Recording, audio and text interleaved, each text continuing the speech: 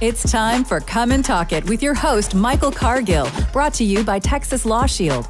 Over the last decade, Michael has championed and supported the rights of law-abiding Texans to own and use firearms. He is the owner of Central Texas Gun Works, a veteran of the United States Army, and has achieved national exposure in such prestigious media outlets such as Forbes Magazine, Fox Business News, CNN Money, AOL, BBC World News, Huffington Post, and the New York Times. Cargill vigorously defends lawful gun ownership in this country without regard to party politics. And now, here's Michael Cargill. Good day, Austin, Texas, the live music capital of the world. Let's praise the Lord and pass the ammunition. All right, so today I have inside the studio Jerry Patterson. He's the former Texas Land Commissioner. And you know what? I love this bumper sticker, Jerry. It says Second Amendment, defender of the rest. We got to get Jerry to run for office again. No.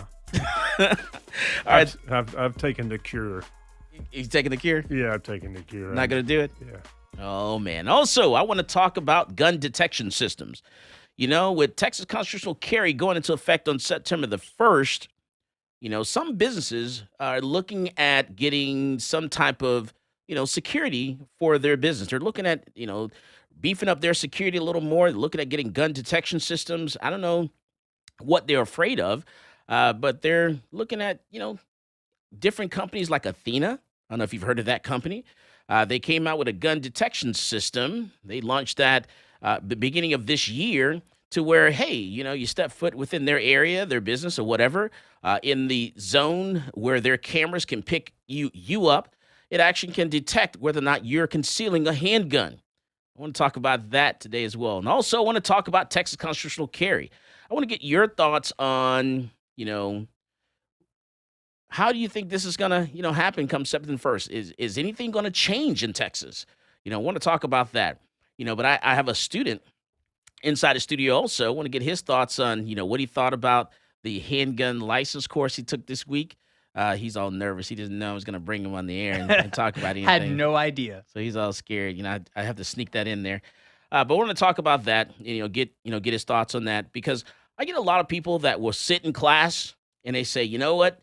With constitutional carry going into effect on September the 1st, you know, my family members, everyone's telling me I don't need to take a class. You know, why are you going to class? You don't need a class. You'll be able to carry a gun without a license come September the 1st. And, you know, a young lady told me yesterday, she said, you know, everyone was telling her that, you know, she didn't need a class. There was no reason for her to come to class because she'll be able to carry a gun without a license. She didn't need a class or anything like that. And she said, you know what? She stopped me during the break. She said, I'm so glad I came today. Because, you know, there's so much information I did not know. There's so much I didn't know, you know, where you can take a gun, where you can't carry a gun. I didn't, you know, think about conflict resolution. I didn't think about, you know, when I'm driving on the interstate, I-35, you know, someone cuts me off or something. You know, she said, Michael, you made me think, you know, it's not about me. It's about something going on in that person's life, you know, that, you know, says, hey, yeah, you know what? Just let it go. It's not that serious. Something happened with that person at work. Something happened with that person at home, and there's something going on with their life, and they're upset about something. So just let it go. It's not that serious. And she also said, you know what? I didn't know use of force and deadly force. I didn't know when I can use the gun. You know what? You know, yeah, I'll be able to carry a gun come September 1st without taking a class, without getting a license. But, you know, can I shoot someone who just hopped my back fence, you know, at 10:30 in the morning? You know, in my backyard, can I blow them away? You know, she said, now I know the answers to that. I didn't know that before, you know. So, you know, we talk about all that stuff. So it's good. And I cannot stress it enough, because what happens is we get people that will give us a call during the week. And I say this over and over again. And every single week, people will call us and say, hey, I did this, or this happened with a family member. You know, what do I do now? And at that point, I'm not an attorney. I cannot give you legal advice. All I can do is say, hey, you know, call an attorney. You know, now your life is in the hands of the jury, because you should have come to class to learn what the law was first. Ignorance of the law is no excuse. So come to us. I can bring you the water, but I can't make you drink. Want to talk about that. Don't take the law into your own hands. You take them to court. That's right. Now, check out this video here. Here's a video that I want you guys to take a look at, because there's a lot going on around the country. It's 2021, and crime has gone through the roof. I'm going to talk about how Austin is in the top tier of the percentage of increased homicides in the nation. Take a look at this video. Yes. What do you mean? What do you need to know about me? I'm trying to figure out why you're so upset because I pulled up. Why you pull up? That's the question. Why you pull up? That's the question. I need to know why you pull up. We've been getting calls about you. Nah, you didn't make it a call about I just pulled up to my house from off of work. This not you want with. I'm gonna keep it real with you. Why are you sitting? This is other you want to with. You can pull it. All the cops you want to pull up. This is you want to pull up. Hey, put your gun down. No. Put your gun down. This is you want with. Put your gun down. You talking about no? I ain't putting shit down. I'm not putting shit down. This is not you with. Let me keep it real with you. Hey, man, get on my property.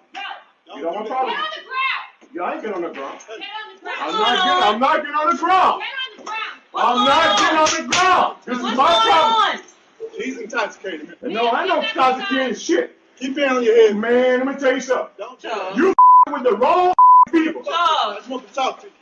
What you want to tell me about?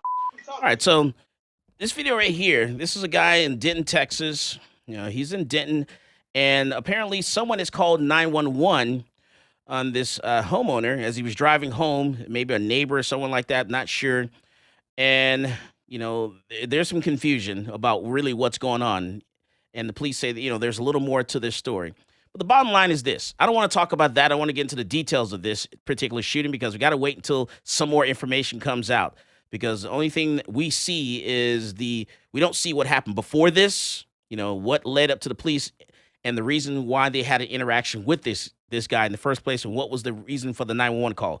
So what I want to talk about is the fact that why are we in this situation in the first place? I don't care, you know, what happens. I don't care where I am, what's going on. When police show up, I got to remember, you know, I don't know anything about that person, that police officer doesn't know anything about me. But what I do know is this. I want to get through this traffic stop, whatever is going on right now. I don't know what information that they have. I don't know the reason they came in contact with me. And ladies and gentlemen, let me tell you this. I have had 5 police officers pull me over and point rifles in my face at night. And I found out later on because they were looking for someone that just robbed a bank in the same type of vehicle that I was in. But if I would have, you know, came off as being combative, arguing that officer at that time, I could have gotten shot. You got to learn how to get through a traffic stop, calm those situations down, and then let your attorney handle those situations. Because this guy ended up getting shot, and this could have turned out a totally different way. You know, he still can win a lawsuit. I think he's going to get a nice little civil suit going on against the police department. You know, but that's beside the fact he still was shot. So we'll see what happens. But I want to get into that. I want to talk about, you know, where we are, 2021. Here we are. The pandemic is gone. It's gone, maybe come back, so they're saying, or whatever. And, you know, tempers are flaring. You know, people are being cooped up for a whole year. They're tired of it. And it's showing in our crime stats. This is Michael Cargill, and you are listening to Come and Talk It. This is Coleon Noir, and you're listening to Come and Talk It with Michael Cargill.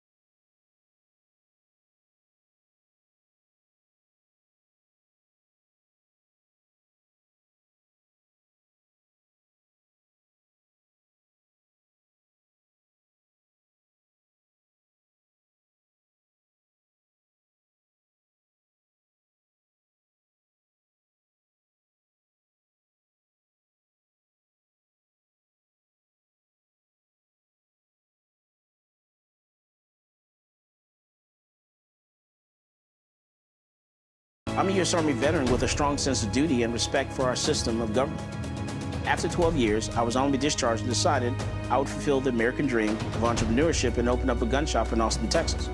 At my shop, I teach people to be law-abiding and how to safely use their firearm. On page 46, we're going to talk about Penal Code Section 46.02. The day that ban went into effect, I went into my local ATF in Austin and turned over my bump stock because I'm a law-abiding citizen. But I wasn't going down without a legal fight. So that's why I reached out to NCLA. NCLA is representing Michael Cargill because federal agencies do not have the power to rewrite statutes. Bump stocks are not machine guns. If Congress wants to change the law and ban bump stocks, it certainly can do so. But we can't have the executive branch rewriting a statute and putting people in jail for up to 10 years. It's a problem because, this government agency has said, you know what, something that is legal is now illegal, and we're going to confiscate it from you, and we're not going to compensate you for it, and you're going to become a criminal. The goal of our case here is to tell the ATF that they can't get away with this kind of administrative lawmaking. This isn't constitutionally permissible, and this goes against everything that our nation was founded on. The bump stock ban turned innocent law-abiding citizens into criminals overnight, even though they were complying with the statute. And that's not right. This case is not about where you stand on bump stocks. It's about the rule of law. It's about whether an agency can rewrite a statute and turn a law-abiding citizen into a criminal. If the ATF can ban bump stocks, any agency can ban anything.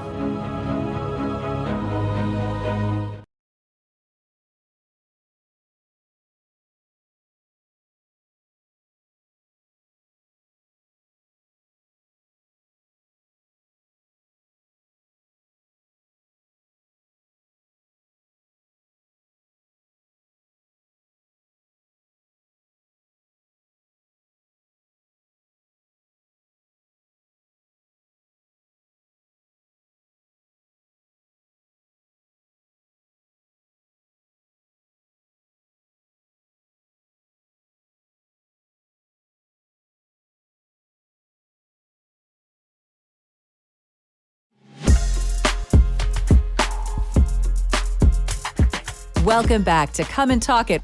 And now here's Michael Cargill.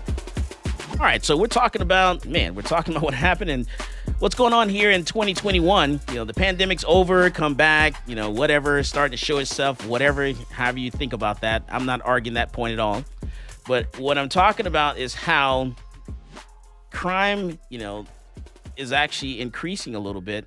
And I think homicides actually is what they're saying. The percentage of homicide, especially in Austin, in Texas, is actually going up.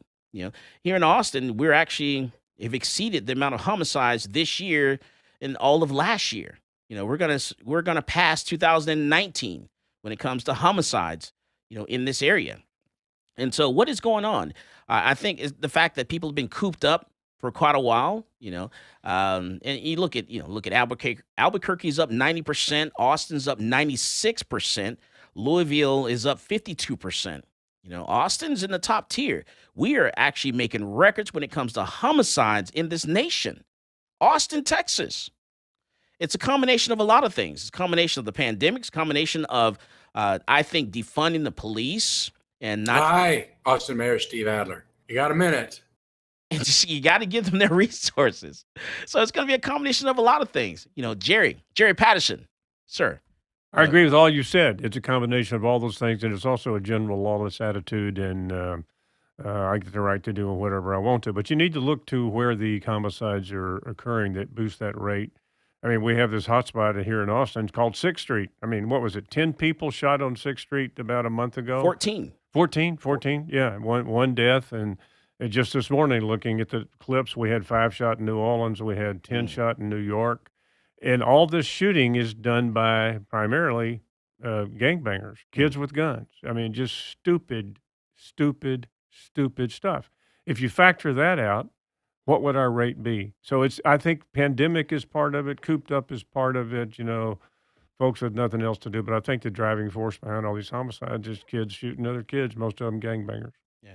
And yeah, I'm looking at the ages, like 14, 15, 16, 17 years old that are committing these crimes. Yeah. And cause someone said to me, well, Michael, you own a gun store, so you're selling them the guns. No, not true.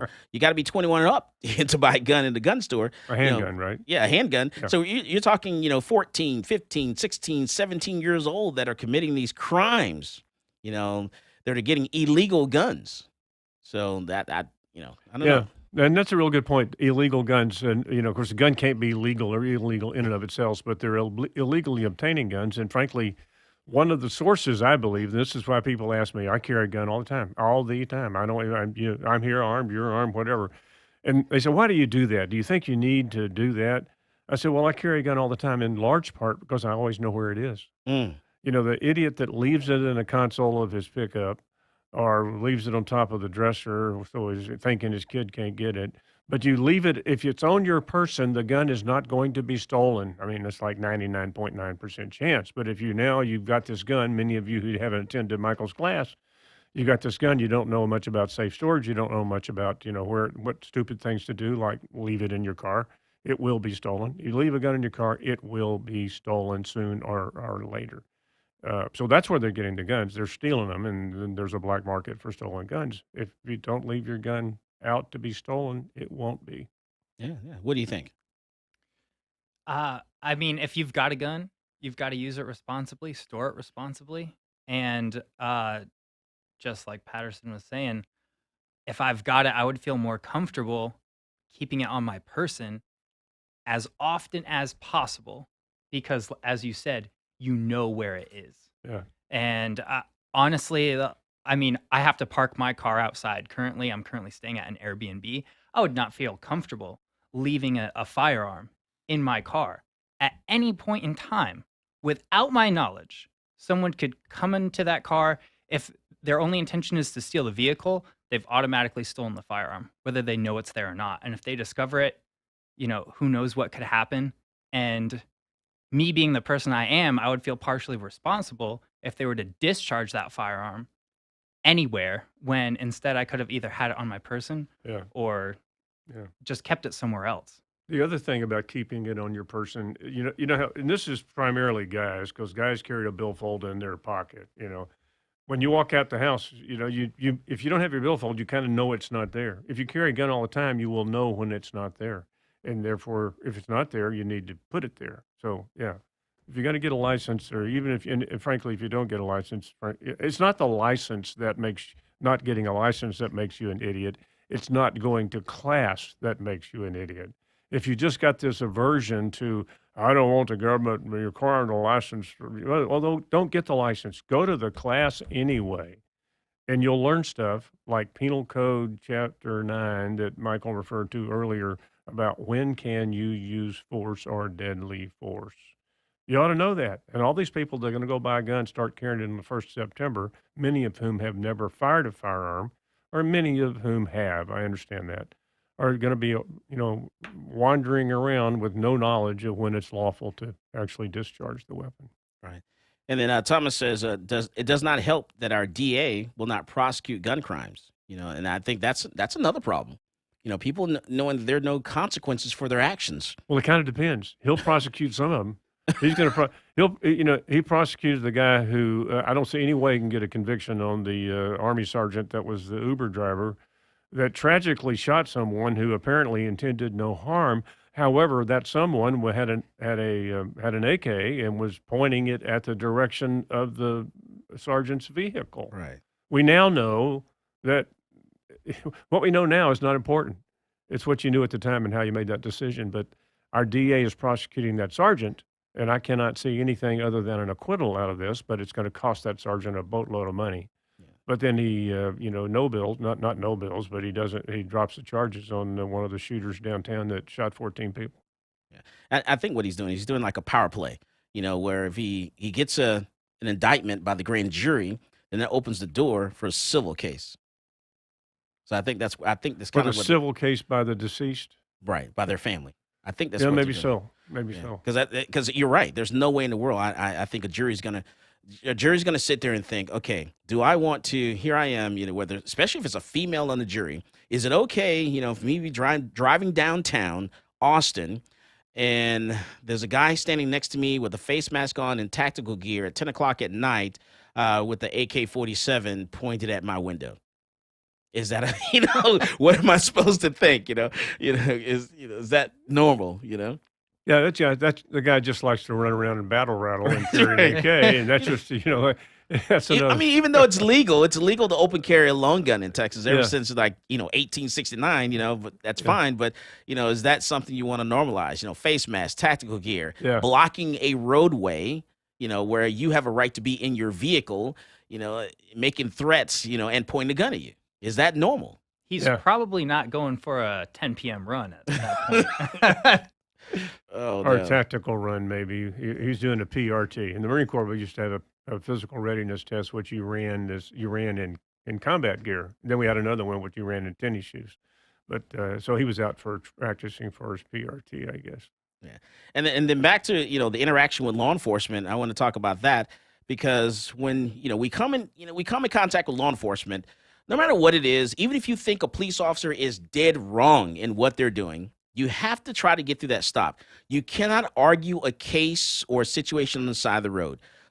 Arguing with the police officer or police officers, because they may be wrong in what they're doing and what they're saying, but arguing with them is not going to do you any good. It's actually going to escalate that situation to the next level, because here you are, they think that they're right. They may be wrong and they may think that they're right, and you're arguing thinking that you're right. You could be wrong. And nothing good's going to come from that except, someone's going to end up getting shot. But what you can do is you can let your attorney handle that situation. Just get through that stop. You don't have to talk. You don't have to talk to law enforcement. Show them your ID, whatever, identify yourself. You don't have to have any conversation whatsoever. As a matter of fact, I have friends of mine that are law enforcement will call me up on the phone and say, hey, Michael, what are you doing right now? And they're friends of mine. I'm like, hey, hold on. I don't talk to police. You're a cop. I don't answer those questions.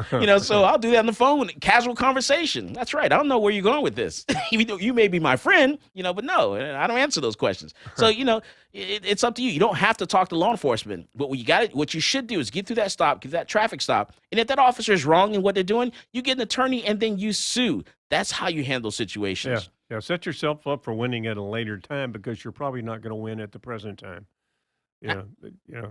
Absolutely. When we come back from the break, going to talk about that. I want to get into talking about the gun detection system because I think that may be something that we need to look at downtown Austin, maybe blocking off downtown, and letting people into 6th Street, open it up, but blocking it off so that way we can, make sure we all have a good time. I like to have a drink and have a great time and have fun also. This is Michael Cargill, and you are listening to Come and Talkin'. Yo, what's going on, guys? It's Jack Jones here, and I get my gun news from Michael Cargill on Come and Talk It.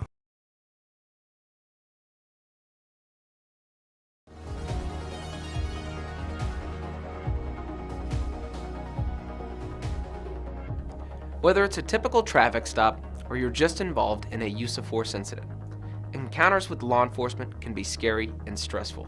In the heat of the moment, you may inadvertently say something you don't mean or make an inconsistent statement. These are red flags for officers, and if they think you're lying or your story doesn't add up, they might arrest you and let the criminal justice system decide your fate. Police officers are trained to get information from you without making the interaction seem like a formal interrogation. But remember, from the moment an officer arrives on scene, everything you say and everything you do will be scrutinized in court. The prosecuting attorney will attempt to use anything and everything against you. So what do you say? You say, I invoke my right to remain silent, and then let your attorney interact with law enforcement on your behalf. One important note though, do not throw common sense out the window. For example, if the intruder's hiding somewhere in your house when the police arrive, or if you saw the perpetrator pitch his weapon into your backyard, quickly tell the police and then stop talking. You might ask, what about my rights? What if the police never read me my Miranda rights? Miranda rights is the common name for a collection of rights contained in the Miranda warnings, given to suspects when they're placed under arrest. The warning comes from a 1966 Supreme Court case, Miranda v. Arizona. In that case, the court held that statements from a custodial interrogation would not be admissible unless proper procedural safeguards were in place to protect the defendant's Fifth Amendment rights. We've all seen these warnings on TV and movies. You have the right to remain silent. You have the right to have an attorney. Anything you say can and will be used against you in a court of law, and so on. So do police have to read you your rights? No. It's important to note that officers are not required to read you these rights unless you're in custody and subjected to interrogation. If the police show up to a crime scene and start asking you general questions and you voluntarily tell them everything that happened, those statements can be used against you regardless of the Miranda warnings, because you're not in custody. If you're put in handcuffs, but you say something incriminating on your own without being questioned, those statements can and will be used against you, because you're not being interrogated. You're just starting to spout off. This is why it's imperative that you know your rights, and you shouldn't rely on the police to read them to you. Affirmatively invoke your rights. Say, I'm invoking my right to remain silent, and my right to my attorney. Once you do that, the police legally shouldn't continue questioning you without your attorney present. But remember, there's a second part to this equation. After invoking your rights, you must exercise those rights. That means you have to keep your mouth closed. Protect yourself. Don't let the legal system take advantage of you after an incident. And Law Shield members, if you've been involved in a self-defense incident, remember to call the emergency hotline. Welcome back to Come and Talk It. And now here's Michael Cargill. All right, so we're talking about interaction with law enforcement, talking about gun detection system. You know, I want to talk about a little more about the interaction with law enforcement. You know, there's a section in the law in 9.31 that actually says that, you know, if an officer is trying to arrest you, you cannot use force, you know, or deadly force to stop that officer from trying to arrest you. So if an officer is trying to arrest you, you cannot stop them from trying to arrest you. You have to let them arrest you. But then it says, well, unless, you know, it goes into an exception there. It says, well, if an officer is using greater force than necessary to arrest you, then you can use force or deadly force to stop that officer. And I always tell people in class, you know, that's a lose-lose situation there. You got to kind of have to be careful with that, you know, because what if, you know, you stop this officer, his backup or her backup shows up, they see you, they're going to shoot you. So that's a lose-lose situation. So you kind of have to be careful with that. And I want to ask Jerry Patterson his thoughts on that, because Jerry was actually instrumental in writing the law and getting, you know, the handgun license law on the books. Yeah. Senate Bill 60, 1995. And the shootouts at four-way stops, blood in the streets, and Wild Wild West hasn't happened. But I think and I wasn't aware of that provision in the law, but it's interesting.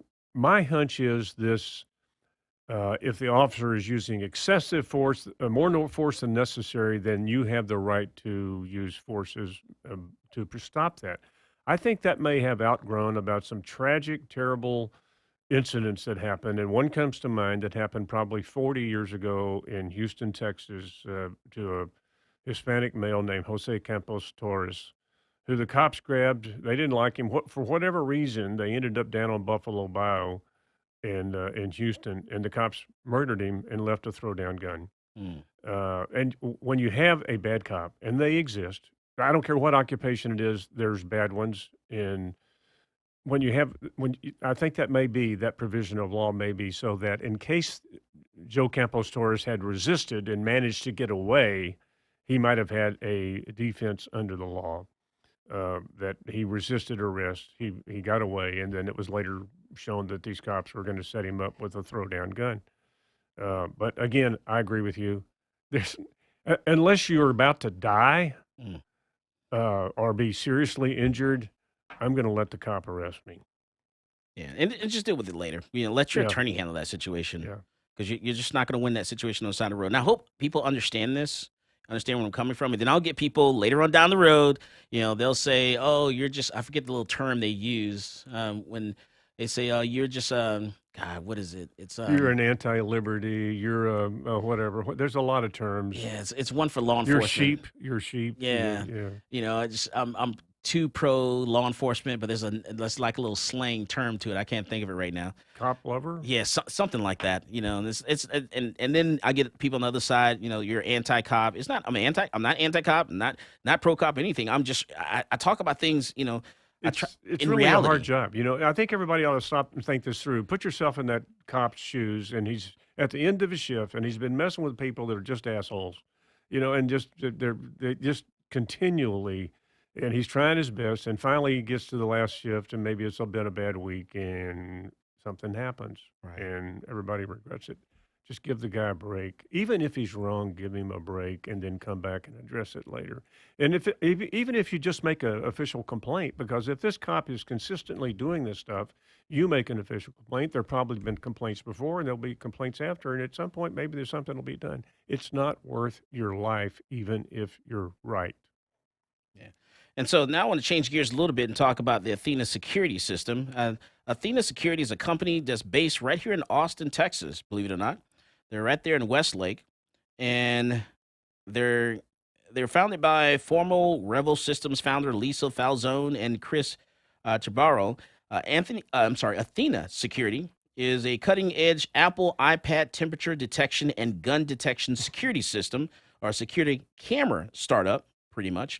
Athena Security is extremely accurate, within 3 degrees Celsius, accurate for temperature detection, and 99% accurate using computer vision and object detection to spot guns and mitigate crimes, according to the company. Athena offers an enterprise turnkey elevated temperature detection system for fast, frictionless, contactless screening of pedestrians, traffic checking the temperature of up to 2,000 people per hour. Athena Security provides an initial temperature checker screening that can be confirmed by a second medical thermometer. This system supposedly pretty good. And even if you're concealing a handgun, they can actually detect that you're concealing a handgun by using like some kind of radar system. So you definitely I want you to, Google this information and educate yourself on this, because this is technology that's we're going to see this pop up. We're gonna see security cameras. We're gonna see systems. I actually walked into the IRS a little while ago, and they actually had a little system set up where they can detect whether I was concealing a handgun, in their lobby. So your federal agencies are actually starting to use this already, and there are several companies in Austin that are actually using it right now. So you just want to educate yourself on this. So they pretty much announced that they're using this technology. They I don't know if they came out with it or what, but they're selling this camera system that you walk into a restaurant, and the security camera can tell the restaurant can send a text message to the person that's monitoring the system that, hey, this person has walked in with a concealed handgun.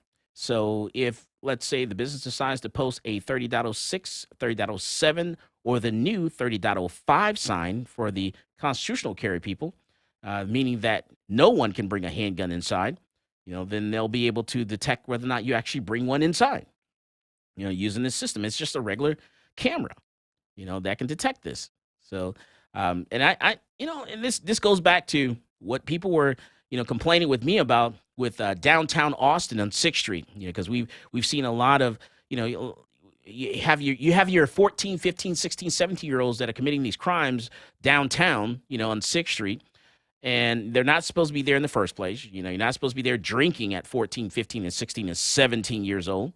And so you're definitely not supposed to be in and out of bars at that age. And you're definitely not supposed to be in possession of and also carrying a firearm, downtown and in and out of bars. So, yeah. 14, but most of these 15, shootings 16. are on the street of crowds as they come out or after all the party time is over. Right. But the thing is, I know, I'm just thinking at 2 o'clock in the morning, I'm willing to bet that they were in and out of the bars before that. Yeah, exactly. Yeah. So what I'm suggesting that the bars do is get together and, maybe get with the city or something and say, hey, let's go ahead and open up the streets.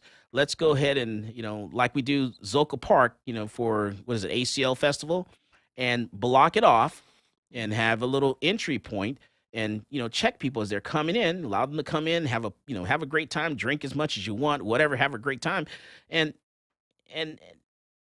just, enjoy yourself, and do that on 6th Street. So we got to block it off, because if we don't do that, if we don't get a handle of what's going on downtown, this is going to blow out of proportion.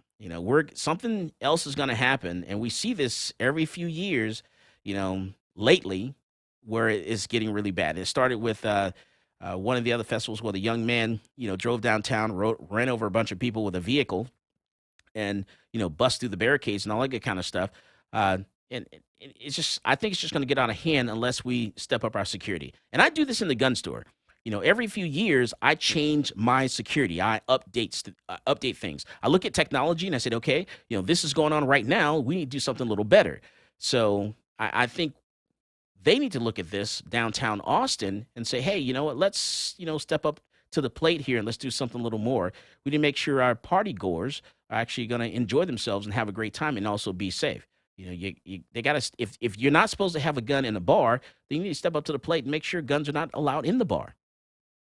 What do you think? So let me get it straight. So you're saying 6th Street, we should open it up, but basically throw up a 30.05 saying no one should be able to carry a firearm? Well, technically, if they do what they're supposed to do and make sure, and all those bars are actually 51% establishments, that is, if they do this, which they're not right now, because actually about 4,000 bars in Texas changed their liquor license from bars to restaurants. But I'm saying if they go back to being 51% establishments like they're supposed to be, where people they're making 51% or more of their income, you consuming alcohol on the premises, guns are not allowed. Also, you cannot take a knife over 5.1 inches in those places. Then they block off the street because all those bars are actually 51%, are technically 51% establishments, whether it says it on TABC's website or not. If they block them all off, have a entryway where you walk in and you check those people to make sure, hey, no one's carrying a gun, I think it'd be a lot safer, and I think it would reduce all the shootings downtown. Yeah, I feel like a lot of people that know the gun laws that are aware of what's currently going on right now, because I think there's a lot of people that don't know that you could actually legally take a handgun into some of those places that are not 51% establishments. Right. But I think that would put a lot of people at ease. Definitely. Yeah. I have some issues with it, though. I Go mean, ahead. because you're blocking off a street, Yes. a public street. Now, a premise holder or premise owner, you own the property or you are leasing the property, you have an absolute right to determine, in my view, who can come on your property. And that's just, so this Athena system, I mean, I don't think it's going to be very wise because I think it's going to be a little while and people aren't going to be using it anymore. But to try to cordon off an area. Now, it's done for festivals. Like ACL, there's streets blocked off and all, but that's a permitted process for a brief or a definitive period of time. But to cordon off the entire 6th Street area, including the streets, I think you might get into some constitutional issues there about blocking off a street full, although frankly, and that's why I brought you in. Yeah, that's frankly, it's not a bad idea. I'm just not sure how we do that to block a public street for people that, believe it or not, there probably are some normal people that go down 6th Street on Saturday night at 11 o'clock at night. I don't know who it is. It sure as hell ain't me.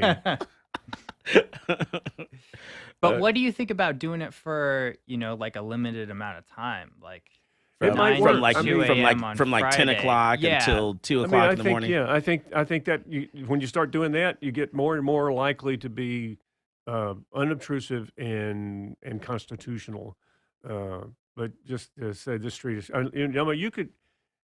Who has the authority of closing streets? I guess the city does. I mean, I think it could be done. It just has to be done in a manner that you're not affecting the general public. And that's why I'm asking, because am I going too far? Am I trampling over liberties? Am I saying, hey, Michael, what about property, private property owner rights? So I want you guys to tell me this. When we come back from the break, we'll talk about that. This is Michael Cargill, and you are listening to Come and Talk It. Peace, this is Maj Toure. You're listening to Come and Talk It Radio with Michael Cargill.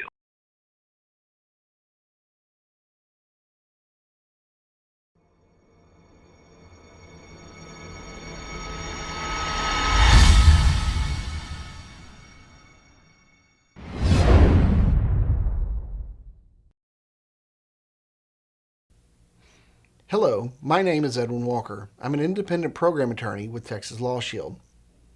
I want to talk to you today about an issue that we see on a daily basis. In fact, you yourself will encounter it on a daily basis, and that is the subject of road rage. I am sure that you have all seen road rage. You may have actually been involved in a road rage incident. Now, if you're a responsible gun owner, I'm going to give you a few words of advice on how to react when you find yourself in one of these unfortunate road rage incidents. While on the roadways, We all observe something that makes us upset, whether it's poor driving, unsafe driving, or just simply somebody being very discourteous. By all means, you should restrain yourself from engaging that person and telling them how bad their actions were, because this can be perceived as an act of road rage. If you're a lawful gun owner, you have a firearm in your vehicle, you do not want to be viewed as the aggressor in a road rage situation.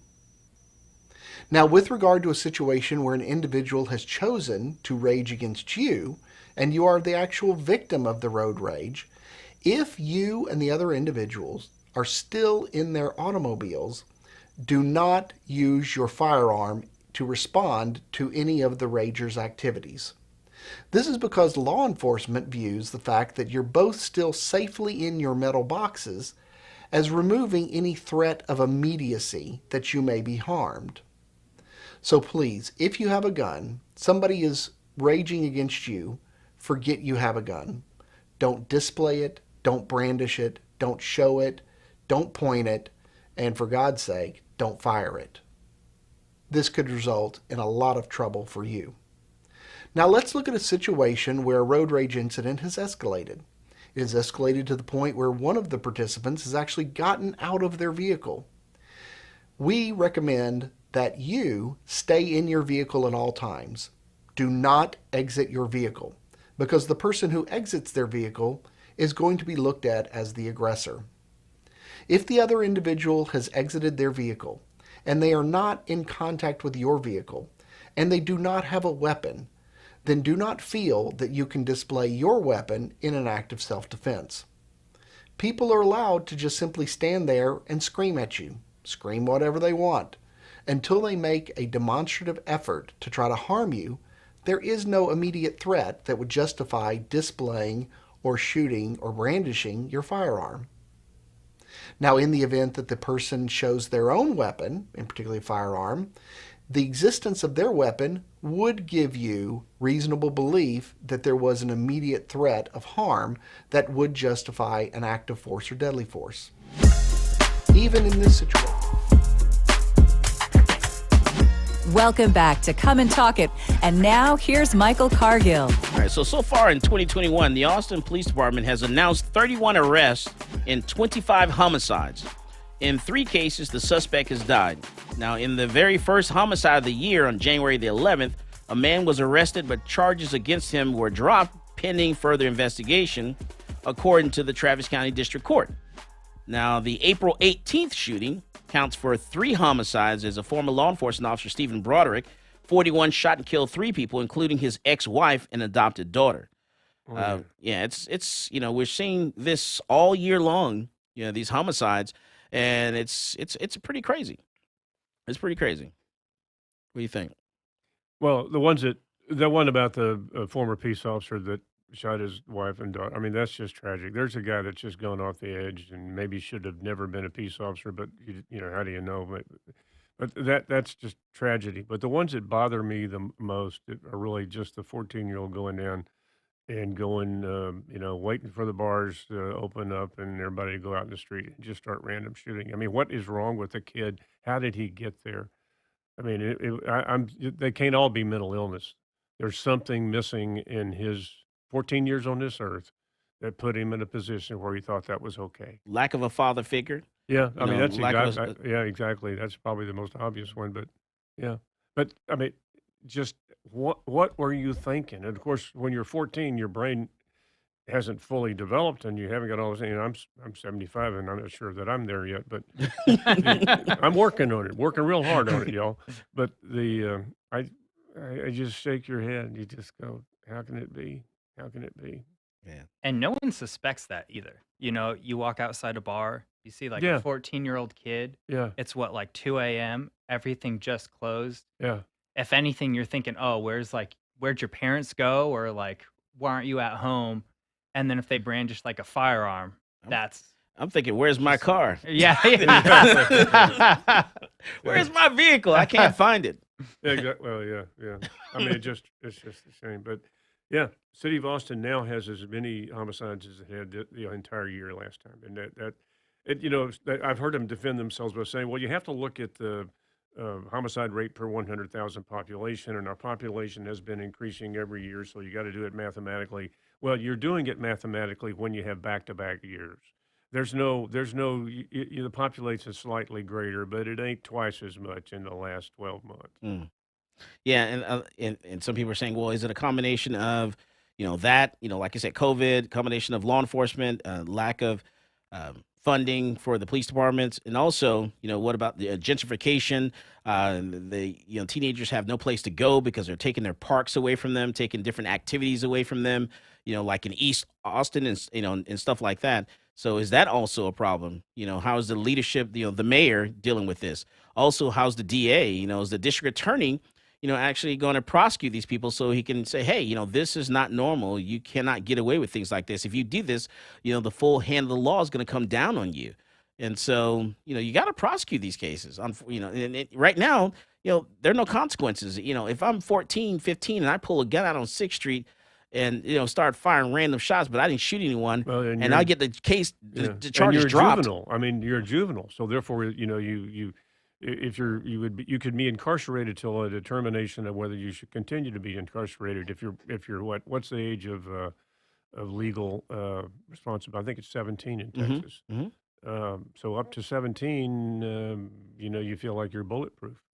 But they can't. I'm a juvenile. You can't punish me, and that's some of it, because I actually when I was in the legislature, I had a bill that was automatic adult certification for juveniles committing certain offenses, and then the court would decide to decertify them and go back to juvenile status. In other words, they wouldn't go around thinking, hey, I'm automatically off because I'm a juvenile. No, you're automatically being charged, and then the court can recertify you as or certify you as a juvenile if it chooses. And I still think that would be a good idea, because we have kids that are being told by the 18-year-old in the car, you shoot them and you can't be punished. Yeah. And Tech, tell me, what did you think about your handgun license course? What did you think about taking a class, and why did you decide to take a class? All right. So it started off where I moved to Texas, and I think guns are a lot of fun, but I've only handled guns, fired guns at a shooting range like maybe 2 or 3 times before in my life. And I came to the point where I'm like, I'm in Texas. I want to own a gun. But I didn't want to do it irresponsibly. I wanted to know what I was doing with it, especially if I'm going to bring it into my home. And so I took the firearm safety course. And then in the firearm safety course, which you also taught, you talked briefly about the benefits of being a license holder. And you just talked about, if you run into law enforcement, you've already done a background check. It basically expedites your interaction with police, and just a few other benefits to having it. And I thought, if I'm going to go through a safe course, and it's not that much more work to get a license to carry, and that I see as basically just protecting me legally and giving me more freedom to carry my firearm in different areas. I basically saw 0 downside to it. And I knew that I was going to learn more about gun laws. And I learned way more than I was expecting to, which is definitely a good thing. But I just, honestly, after having gone through it, I don't see why anyone would be against it. Well, you'd be surprised. Yeah. The only thing that I'm happy about is that I ride a bike. I try to bike hard. I can't run anymore. My knee won't let me. And I carry a gun on the bike. And it's hard to carry a gun and your license, because if you put the license in the little holster, then you forget to put the license back in your billfold. So now I don't have to worry about the license when I'm riding my bike. It really, so that's a positive thing. And candidly, I have no problem with open carry, constitutional carry. I have a little problem with concealed carry, because there are going to be people. Bad guys are not going to carry openly. That's why I have no concern when I see somebody carrying a gun openly. It's the one that you don't see carrying a gun is the one you're going to need to worry about if they have criminal intent. And technology is getting better, because you're going to be able to, like I said, when you start, using this new technology here, You'll know if someone's concealing a handgun. They have the camera systems. I even have some systems where facial recognition and stuff like that. So I know when my employees are the ones that's outside the door getting, going into the building, whether it's a bad guy going into the building. If they set the alarm off on an accident, I can say, oh, no, that's my employee that's actually setting the alarm off on accident, not someone that's breaking into the gun store. So a lot of this stuff, it does come in handy. And I've actually had to do that, call the police, say, oh, no, no, no, that's one of the employees. That's not, this is not the one. So, technology can work for you and also can work against you as well. So you just have to, balance that act. It really is a balancing act. I'm interested to see how these gun detection systems are actually going to play out after they've been installed for about 6 months. And I suspect that there are people who are going to install these gun detection systems and then disable them after a while. Really? Why you say that? Yeah. It's going to be a pain. I mean, is that in lieu of a 30-05, 30-06, 30-07 sign? I mean, because it would work. I mean, if you don't want to put up signage and you have this detection system, according to the law, you can tell somebody to leave. You give verbal notice. You verbally, yeah, you can verbally, Right, and they don't. right. And but in maybe not in Austin because it's not exactly a gun-friendly town, but in other parts of Texas, they're going to realize, gee, we didn't know we had so many shoppers here that were packing. It's funny you say that because I actually had a young lady, an older lady, sit in my class one day, and during the break, she came up to me and she said, I'm a retired air marshal, and I looked at her and I was like, whoa, retired air marshal. Good Lord, she looks like someone's grandmother, Well, that was a long time ago. But, she had just recently retired, though. Yeah, I mean- And so you really don't know who's carrying a gun. That, and Yeah. I mean, that's my point in saying that is because, looking at her, you never would have known that she was an air marshal who just recently retired, carrying a gun, sitting on an airplane. Well, the air marshal program started in the early 70s, so that's 50 years. Wow. Yeah. I remember when they started, they were actually considering, Vietnam was winding down, and there was a bunch of new lieutenants, myself included, that they were, what are we going to do with you guys? There's no war, or the war's almost over. I ended up getting over there anyway, but so they were thinking about making us air marshals. And we're just putting us on airplanes, a bunch of brand new commissioned second lieutenants in the Marine Corps, which is with a gun or a compass can be a very dangerous thing. But they didn't do that. Oh yeah, it's just crazy, And so you just never know. You never know who's carrying. You never know. You should assume everyone is. Yeah, because you just can't tell. You just can't tell nowadays. They can be carrying any kind of way. Someone that's in a jogging outfit, they could be wearing a belly band or something Exactly. like that. You just never know. I if carried they're when doing it right. I carried a 22 Magnum North American Arms when I used to run because it's small. You can put it in plastic so it doesn't get rid. You can hold it in your hand and you can jog. Wow. Yeah, yeah. It's just I love it. I love carrying all the time. I love carrying multiple guns. Not just one caliber.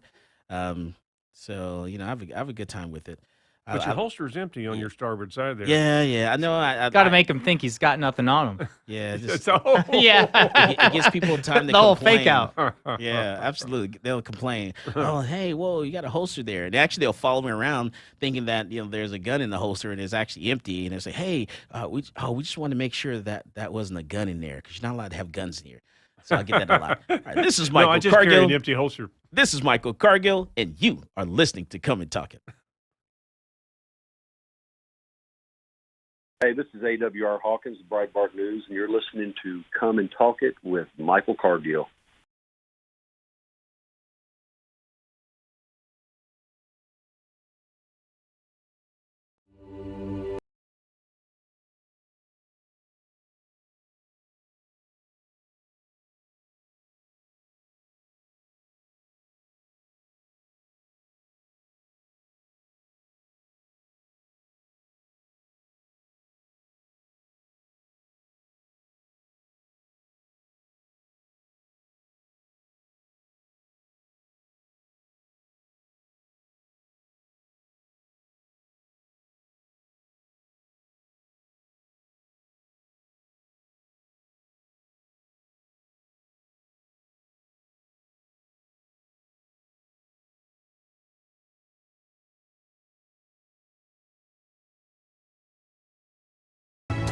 I'm a U.S. Army veteran with a strong sense of duty and respect for our system of government.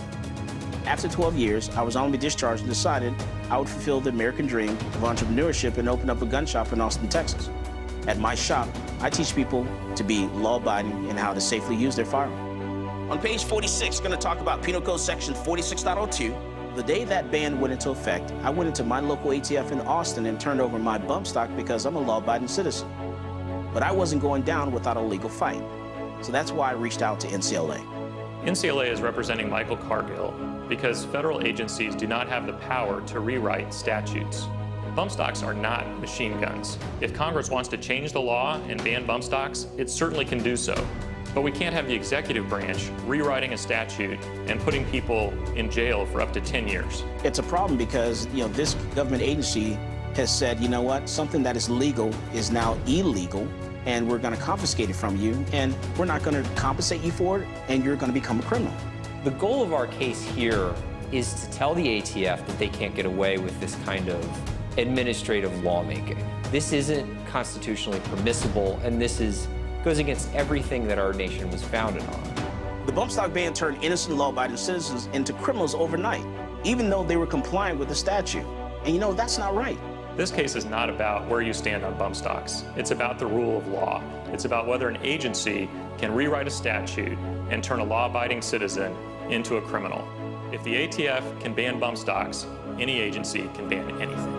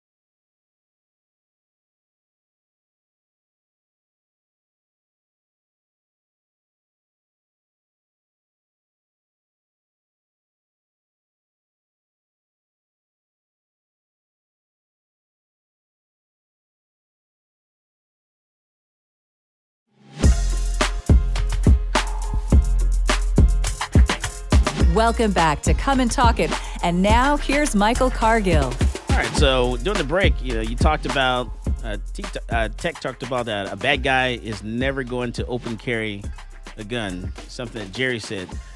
Jerry, why did you say that? A bad guy's never going to open carry a handgun. Well, because he's a bad guy. He's counting on the element of surprise and stealth, and he doesn't want to.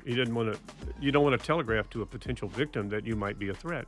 So if I see somebody openly carrying, I'm automatically comfortable with that because I know he's not a bad guy. I suspect that's probably 99%, and that's pretty good when you get 99s. I just think open carry is something that is a signal that there's no threat there. And so you're good with open carry, Texas constitutional carry, open carry. Yeah, but then I have a problem. I've been a pro gun guy for quite some time, and I was the author of the concealed handgun law in 1993, which Governor Richards vetoed, and then authored it again in 1995, and Governor Bush signed it. And in part because of that signature, he beat her in the general election in 94. But I'm uncomfortable with constitutional carry. I'm not uncomfortable with open constitutional carry. I think if you're going to carry a handgun concealed, you need to have some knowledge of what you're doing and maybe a background check. And so that's heresy on my part, but I don't really care. There's a certain point in life where you don't really care what people think about your opinion. I've been there for some time, but I'm uncomfortable with unlicensed concealed carry, yes. All right. And then I want to ask you about ask you to give us like a little history lesson on Texas gun laws. How do we get to where we are today? Where did it first start? Well, interestingly, if you go back and study the gun laws and the activities of law enforcement in the 1870s, 80s, 90s, and early teens, you'll find that it was okay to carry open. And this is before the laws became, there was a provision, I think it goes back to 1879, having to do with making it difficult or unlawful to carry a handgun. But criminals were the only one that carried concealed. So, in the West, you were going to be arrested if you were carrying concealed, but if you were carrying openly, you weren't going to be arrested because bad guys carry concealed. That's not true anymore, of course, but it was back then, and so that's who they arrested. And then the prohibition on carry began in the Reconstruction area when the Reconstruction government was suspicious of two types of occupants of Texas at that time, and those two types were former Confederates and recently freed slaves. Those are the ones that were disenfranchised initially about with the ability to carry a handgun. And then it became institutionalized, but it was widely ignored in depending on when. I mean, for many, many years, cops stopped you. You got a gun. If you didn't think you were a criminal, it was okay. If you were a lady, you were frequently okay, ma'am. Y'all going down the road. Because a lady armed was a good thing. And of course, there was the carry provision, and that wasn't statute. That was, I think, case law. That if you're traveling, you could carry, out of your home county. So it was pretty. But anyway, it's interesting to see how they evolved. Yeah, because at one time, if you were traveling through more than one county, then you can actually cross have two county right. lines. But that wasn't in the statute. That was case law. Okay. So when it was, I think it was an affirmative defense instead of a bar to prosecution. But it was, and that was wrong because it left up too much judgment to judges and law enforcement. It should be statute. It should be in statute. Yeah. Now, how do you feel about where we are today? I don't know that there's much more we can do to enhance our. Well, there is much more we can do, but it's mostly on the federal level. And there's some really stupid gun laws that don't make us any safer. Many of them, and the thing I always think about is the short barrel rifle or short barrel shotgun or whatever it is. I mean, that's a class 3 firearm if it's legal at all. And so somehow it's really bad for me to carry a sawed-off shotgun, even if it's a double barrel or a pump. But I can carry a high-capacity magazine semi-automatic handgun with 17 rounds. But 2 shots out of a shotgun is something we don't want. I mean, that's just a stupid law. And it's a stupid law on suppressors. There's no reason you should have to have Class 3 permit to get a suppressor. And that law almost passed in Congress, but something bad happened, and they all lost their cojones on that one. But there's a lot of stupid laws. And they're not necessarily unconstitutional, but they're stupid. And then there's some laws that are unconstitutional that are, and I think that the Biden administration is going to try to do by executive order things that are unconstitutional. Now they're trying to pass. Well, it's already passed. Sorry about that. It's already passed and signed by the governor, Governor Abbott. But a lot of people are getting excited. That's what I meant to say. A lot of people are getting excited about the Texas suppressor bill, Texas silencer legislation, House Bill 957. So that has been signed by the governor. It's going into effect on September the 1st. And I have people walk into the gun stores saying they can't wait till September the 1st because they'll be able to buy and own a suppressor without going through the NFA process. And I want to get your thoughts on that. It's an affliction of politicians to pass legislation so they can go home and say, look what I did, even though what they did makes absolutely no difference. And this suppressor law makes no difference. Other than you can say that, okay, we've already passed it, and if the federal law comes along, then our Texas laws are automatically in play. But don't do it. I don't care if the Commerce Clause is not going to protect you. If you have a suppressor, even though you think you bought it lawfully because the state law has changed, and they find that out, even local law enforcement, you're probably in deep kimchi. Yeah, and the ATF actually responded last week. They said, hey, you know what? We got a response for Texas. They said, the purpose of this letter, and they sent this letter out to all federal firearms licensed dealers in the country. And focus on Texas. Hey, the purpose of this letter is to provide guidance on your obligations as a federal firearms licensee in Texas. The following guidance is intended to assist you in accomplishing this goal. This letter does not impose any obligations. It merely confirms the continuing applicability of existing federal obligations. So the passage of Texas House Bill 957 with an effective date of September the 1st of 2021 has generated questions from industry members as to how this state law may affect them while engaged in a firearms business activity. House Bill 957 claims to exempt silencers, also known as suppressors, that are manufactured in Texas and which remain in Texas from federal firearms laws and regulations, including the federal registration requirements. However, because House Bill 957 directly conflicts with federal firearms laws and regulations, federal law supersedes House Bill 957. In summary, all provisions of the Gun Control Act and the National Firearms Act, including their corresponding regulations, continue to apply to FFLs and other persons in Texas. They go on to say, as you know, 18 U.S.C. 923 requires a license to engage in the business of manufacturing or dealing in firearms, even if the firearm remain within the same state. All firearms manufactured by a licensee must be properly marked. Additionally, pursuant to 27 CFR 47.123, each licensee must record the type, model, caliber, or gauge and serial numbers of each firearms manufactured or otherwise acquired, and the date such manufacture or other acquisitions was made. The required information must be recorded in the licensee's records no later than the 7th day following the date such manufacture or other acquisitions was made. In addition to possessing a license under the GCA, the ATF requires an FFL engaged in business of manufacturing or dealing in NFA firearms, including silencers, to pay a special occupational tax. Furthermore, an approved ATF Form 4 and firearms transaction record is required prior to the disposition of an NFA firearm, which under the NFA expressly includes a silencer to an unlicensed person. Now, the approved Form 4 indicates registration of the firearm silencer to the transferee in the National Firearms Registry and transfer record. These federal requirements apply regardless of whether the NFA firearm silencer has crossed state lines.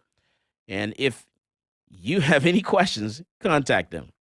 And I'm telling you, and I'm the type of person, that has, I've filed lawsuits against a lot of different entities. The city of Austin, we got a lawsuit against the city of Austin right now. I got a lawsuit going against the federal government, the ATF, and also the DOJ for bump stocks. And against the city of Austin, for license holders to be carrying their be able to carry in their buildings and things of that nature. And I'm telling you, I'm going to be the first one to tell you, don't do this. Don't try it, because this is something, this administration is not playing around. And if you think you're going to try something like this, you're going to be looking at a felony, and you're going to be depending on the AG to come to your aid. And I don't think that they may not be able to help you. And this is the administration you don't want to do that with. You might want to wait until another administration comes in and try this. Right now, I'm telling you, don't do it. Look, this same thing's been done in Kansas. Don't do it. I don't care what administration it is. If you think that on the 1st of September you can go to Bubba's Welding and Fab and buy for $200 a suppressor and be legal, you're a dumbass.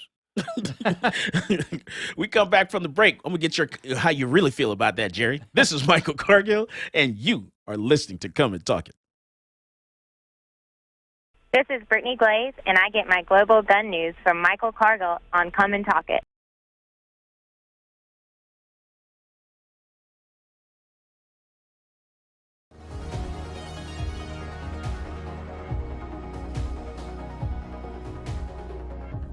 Whether it's a typical traffic stop or you're just involved in a use of force incident, encounters with law enforcement can be scary and stressful. In the heat of the moment, you may inadvertently say something you don't mean or make an inconsistent statement. These are red flags for officers, and if they think you're lying or your story doesn't add up, they might arrest you and let the criminal justice system decide your fate. Police officers are trained to get information from you without making the interaction seem like a formal interrogation.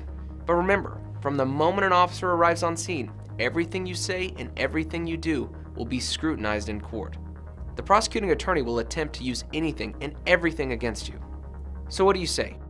You say, I invoke my right to remain silent, and then let your attorney interact with law enforcement on your behalf. One important note though, do not throw common sense out the window. For example, if the intruder's hiding somewhere in your house when the police arrive, or if you saw the perpetrator pitch his weapon into your backyard, quickly tell the police and then stop talking. You might ask, what about my rights? What if the police never read me my Miranda rights? Miranda rights is the common name for a collection of rights contained in the Miranda warnings, given to suspects when they're placed under arrest. The warning comes from a 1966 Supreme Court case, Miranda v. Arizona. In that case, the court held that statements from a custodial interrogation would not be admissible unless proper procedural safeguards were in place to protect the defendant's Fifth Amendment rights. We've all seen these warnings on TV and movies. You have the right to remain silent. You have the right to have an attorney. Anything you say can and will be used against you in a court of law, and so on. So do police have to read you your rights? No. It's important to note that officers are not required to read you these rights unless you're in custody and subjected to interrogation. If the police show up to a crime scene and start asking you general questions and you voluntarily tell them everything that happened, those statements can be used against you regardless of the Miranda warnings because you're not in custody. If you're put in handcuffs but you say something incriminating on your own without being questioned, those statements can and will be used against you because you're not being interrogated. You're just starting to spout off. This is why it's imperative that you know your rights and you shouldn't rely on the police to read them to you. Affirmatively invoke your rights. Say, I'm invoking my right to remain silent and my right to my attorney. Once you do that, the police legally shouldn't continue questioning you without your attorney present. But remember, there's a second part to this equation. After invoking your rights, you must exercise those rights. That means you have to keep your mouth closed. Protect yourself. Don't let the legal system take advantage of you after an incident. And Law Shield members, if you've been involved in a self-defense incident, remember to call the emergency hotline and speak with your independent program attorney.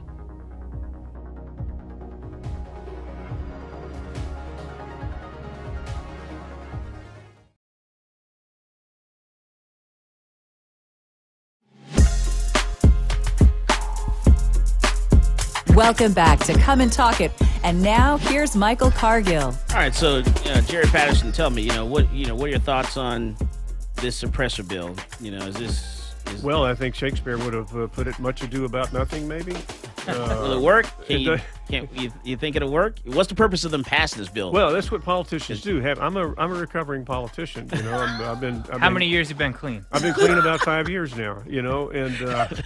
And that's what we do. What can I do that looks good, that I can brag about, that does absolutely nothing? And to be fair, not everybody does that, but it is a little bit. It's something similar to sanctuary cities, whatever you're making in a sanctuary from. It's a feel-good legislation that changes nothing.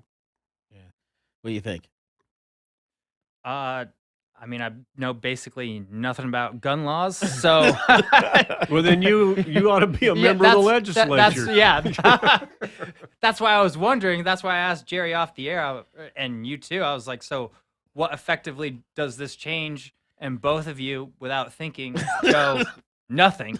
So I go, okay, I guess. Yeah. Well, I guess it's symbolic. I mean, stuff has symbolic significance. So there may be. But does this have symbolic significance, or is it more empty than anything? Well, I guess the symbolism would be that this is what we want in Texas. Y'all need to do that in Congress. But yeah, and I don't even know who's the author of it. It'll tell me in a minute. But for this to have any meaning, then it would have to, this law is right now on the... Oliverson? Oliverson. Yeah, I don't know him, but I mean he's not known as a guy that does stuff. I don't know him. I know very few of them anymore. Yeah, but in other words, there's a federal preemption, and the feds license FFLs, and the FFLs have to do what the feds do, and anybody. So yeah, it doesn't do anything. Gotcha. Yeah, just to be, it's going to lure people in that are weak-minded, don't know any better.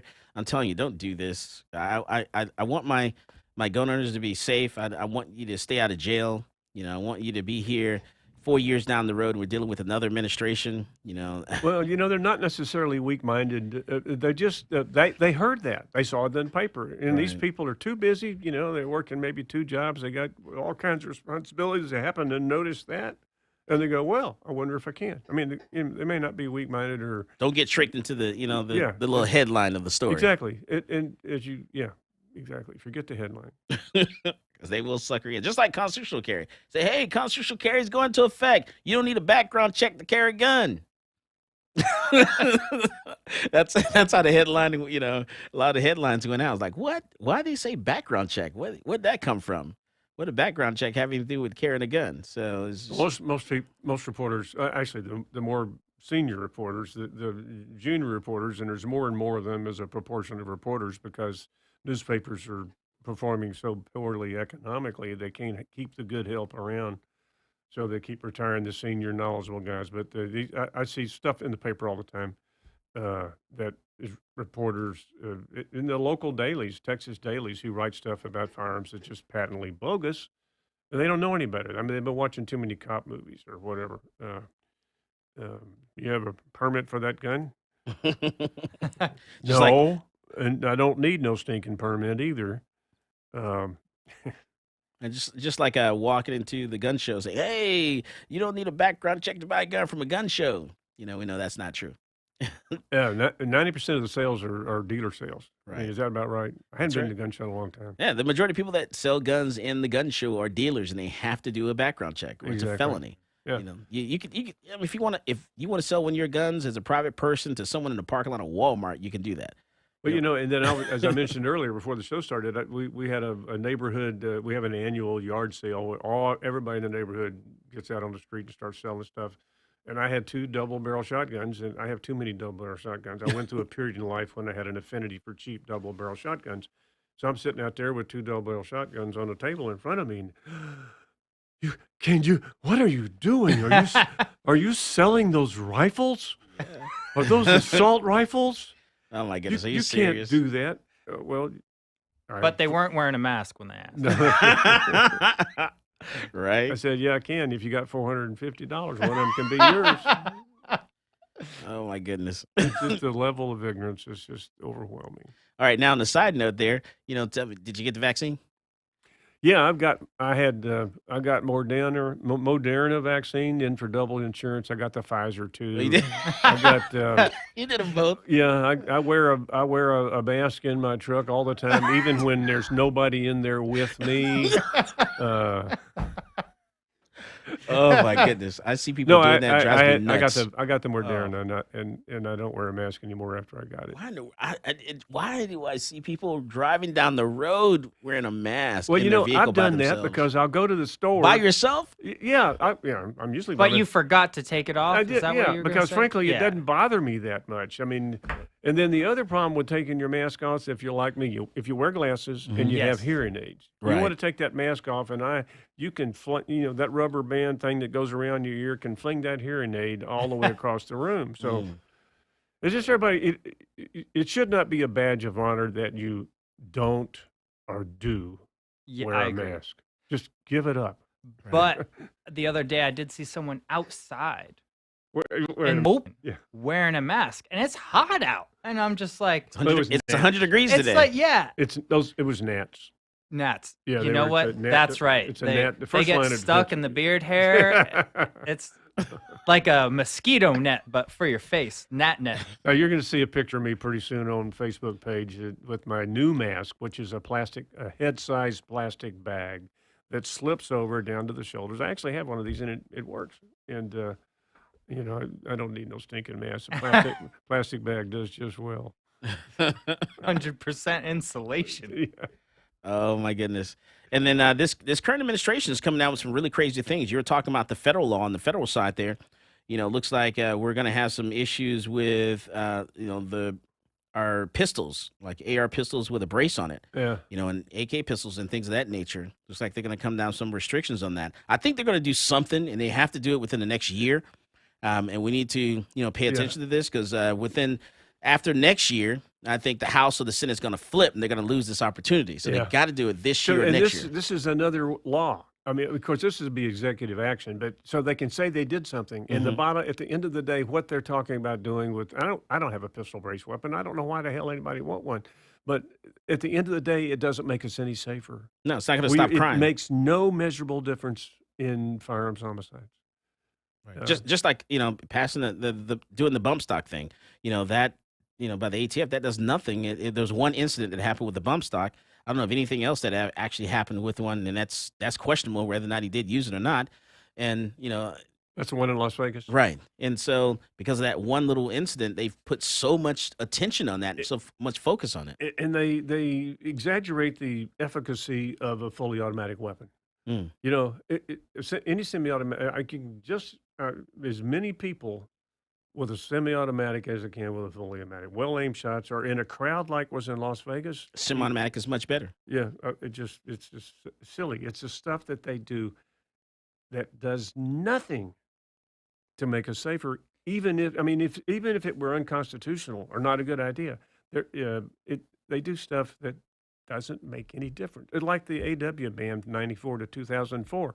If it had a pistol grip, it was more dangerous. If it had a bayonet lug, how many people have had mass homicides with a bayonet? I mean, it just hadn't happened to my knowledge. But they do this stupid stuff. Yeah. But on the note of safety, you've mentioned a lot of laws that people pass in the name of safety that you say are actually not effective. They're not going to accomplish that. What is... It's not safety per se, like safe gun handling. Is it reducing firearms homicides? Right. Yeah. But what laws do you think contribute to a reduction in homicides?